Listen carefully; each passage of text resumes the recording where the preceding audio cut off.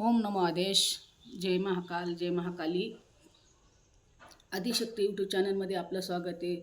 सर्व बहिणी आणि बंधूंना, माझ्या दादांना नमस्कार. तर आज व्हिडिओ यासाठी बनवला आहे का सगळ्या बहिणींचे भावांचं म्हणणं येतं, ताई आम्ही देवदेव केला, पुढचं काही कळत नाही, पुढचं काही दिसत.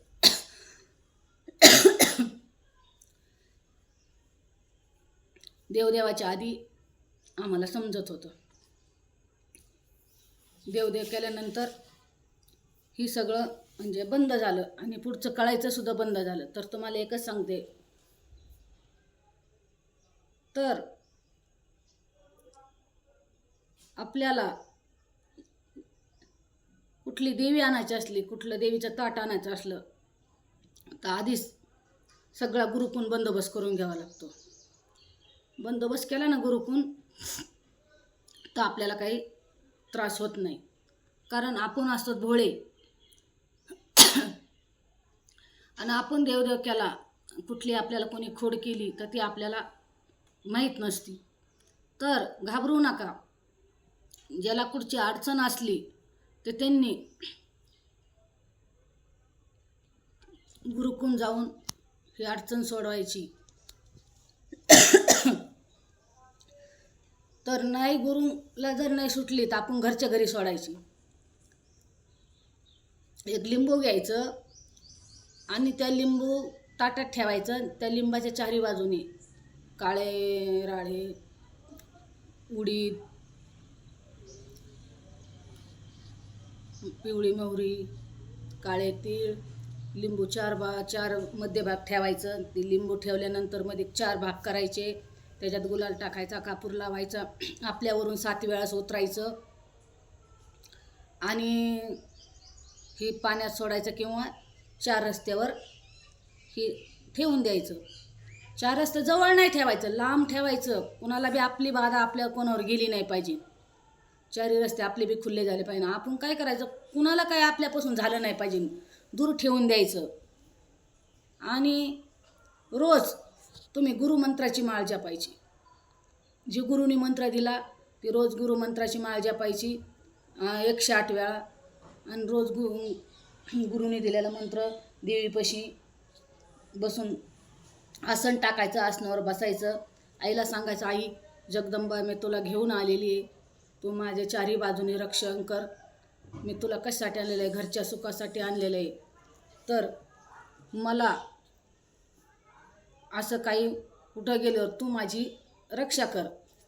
तर रक्षा कर म्हणायचं. आणि ही किती शनिवारच्या दिवशी करायचं. शनिवारची 3 शनिवार करा किंवा 4 शनिवार करा. ही प्रश्न सुटून जाईल. आपोआप पुढचं आपल्याला दिसणार. अडचणी कोणी काही केलेल्या त्या दूर होत्या. आणि कधी बी सावध राहायचं. कुठं गेलं तर आपल्या गुरुकुन बंदोबस्त करून घ्यायचा. आणि मग आपल्याला कसं असतं, आपण भोळे असतो, आपल्याला कोणी काही कावा केलेला माहीत नसतो. मग हे पुढं अडचणी निर्माण होत्यात. तर कधी जाताना आपल्या गुरुकडून गेनमाळ झाली का तेव्हाच आपल्या गुरुकडून सारा बंदोबस्त करून घ्यायचा. मग गुरूंना म्हणायचं, मला कुठं काही धक्का झाला नाही पाहिजे. आणि गुरु करतानाच सगळ्या गुरुपाशी अडचणी सोडावं लागतात. गुरु ही एक आपला वडिलाप्रमाणे असतं. गुरु देवापेक्षा मोठा असतो. पण गुरुला विसरायचं नसतं. गुरु ही देव असतो. तर परत आधीच देवदेव करायच्या आधीच गुरुला सगळं हे करून घ्यायचं. परत देवदेव केलं गुरुसंग नाराज व्हायचं काय काम नसतं. कारण गुरु ही सर्वात श्रेष्ठ असतो. दत्तप्रभूंनी 24 गुरु केलेले आहेत. त्याच्यामुळे सर्व देवांनाच गुरु करावं लागलेला आहे. तर आपण बी गुरुची जर सेवा केली, गुरुला दान करायचं, गुरुची सेवा करायची, गुरुचं नित्यनेम दर्शन घ्यायचं. जरी नसले गुरु जवळ, लांब असले तरी गुरुच्या नावाने असं दर्शन घ्यायचं गुरुचं नाव घेऊन. तर याच्यात फळ भेटतं.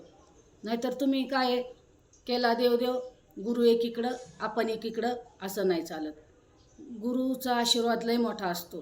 गुरु कसा असो, येडा असो कसा असो, एकदा केला गुरु म्हणजे केला.